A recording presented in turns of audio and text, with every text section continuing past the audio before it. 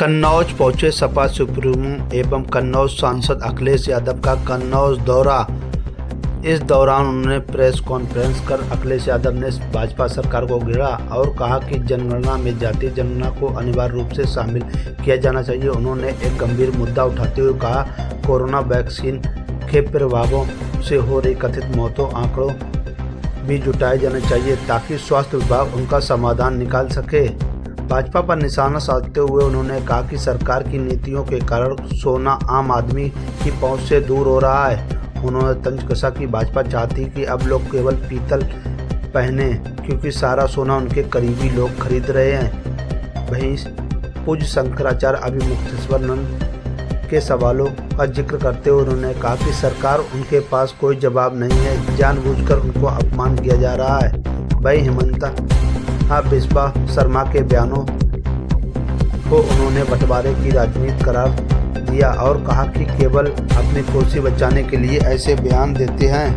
अखिलेश यादव ने महाराष्ट्र के deputy CM से प्लेन क्रैश मामले में ममता बनर्जी के रुख को समर्थन किया। उन्होंने मांग की कि सभी हवाई जहाज़ों की सुरक्षा व्यवस्था पुख्ता हो और साथ ही उनके विशेष कंपनी की जांच भी की जाए। यहाँ के बीजेपी के नेता क्या कह रहे थे?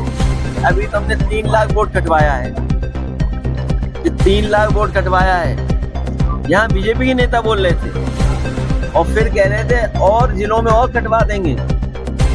अब वो जिले बोल क्यों नहीं रहे वो नेता, बताओ? नहीं, नेता बोल क्यों नहीं रहे वो? सर एसआईआर से कितने फायदा हुआ आपको, हुआ कि बीजेपी? नहीं, हमारे कार्यकर्ता मेहनत कर रहे हैं और मैं अपने कार्यकर्ताओं को और मेहनत करना। नहीं तो ये बीजेपी के लोग अधिकारियों से मिलके, चुनाव आयोग से मिलकर के आपके हमारे वोट कटवा देंगे। अगर आपके हमारे वोट कट गए, क्योंकि वोट कटवाना चाहते हैं नहीं, ये हमारा पत्रकार साथी सही अच्छे सवाल पूछ रहा है। बीजेपी चाहती है पीतल के जेवर बनाओ, पीतल के। अब सोने के जेवर नहीं बना सकता कोई।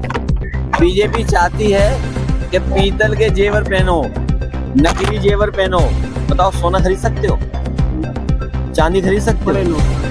नहीं, ये नहीं चाहते गरीब अपनी बेटी की शादी में, घर परिवार की शादी में कुछ जेवर दे दे। हमारे पत्रकार साथी ने सही सवाल उठाया है। अब ये जेवर भी नहीं खरीद सकता कोई। ये जो अब से बीजेपी वालों ने सोना इकट्ठा करना शुरू किया है, तब से ये महंगाई सोने की बढ़ गई है। 22 के चुनाव में ओवैसी ने नुकसान पहुंचाया। तुम्हें ओवैसी की ज्यादा चिंता है। अरे इनका नाम क्या है?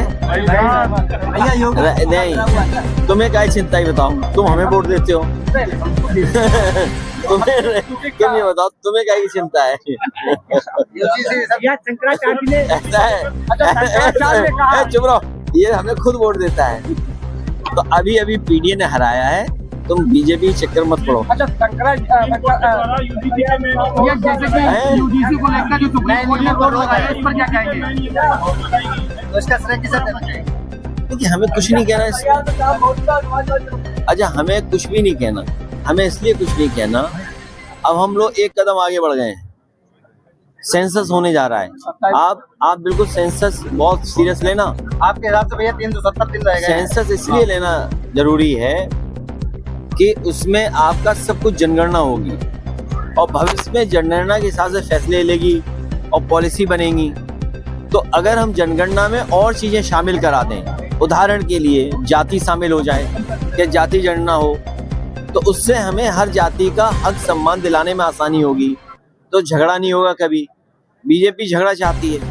फिर जनगणना में ये भी शामिल हो जाए कि हमारे ग्रामीण क्षेत्र में किस किस वजह से बीमारियां हो रही हैं, कौन सी बीमारी ज्यादा हो रही है। तो अगर सेंसस में बात आ जाएगी तो कल हमें अस्पताल कैसा बनाना है, डॉक्टर किस इलाके में कैसा भेजना है, तो उससे हमें आसान होगी, अपनी जनता की सेवा कर सकेंगे, मदद कर सकेंगे। 27 में चुनावी मुद्दा क्या होगा? चुनावी मुद्दा केवल एक होगा कि भाजपा हटाओ। नहीं, ये तो मंदिर आप बनवा रहे हैं केदारेश्वर, इससे कुछ लाभ मिलेगा क्या? नहीं, लाभ तो नहीं मिलेगा। उसमें जितना बीजेपी के लोगों को चंदा मिला, उसका 1% भी हमें नहीं मिला चंदा। अब इसमें लाभ क्या है? ये बताओ, लाभ पूछ रहे हैं। हम तो ये कह रहे हैं कि भगवान सबके बराबर हैं भाई। हमारे, अरे रुक जाओ ना, हमारे आपके सबके भगवान एक है। धर्म में हम किसी न किसी को मानते हैं। तो यही हमारे समाज की और देश की खूबसूरती है। हमारा साथी पूछ रहा है, हम तो कहेंगे बीजेपी वालों से हमें भी तो चंदा दिलाओ। कब दिलवाओगे चंदा? भैया डिप्टी सीएम का एक बयान आया था जिसमें उन्होंने कहा कि 2027 में सपा साफ हो जाएगी। पहले अपना वो साफ करें, क्या बोलते हैं, स्टूल। बैठने में आराम रहेगा। भैया एक सवाल हम पत्रकारों के लिए है। अरे स्टूल साफ करोगे तो आराम रहेगा बैठने में। कौन?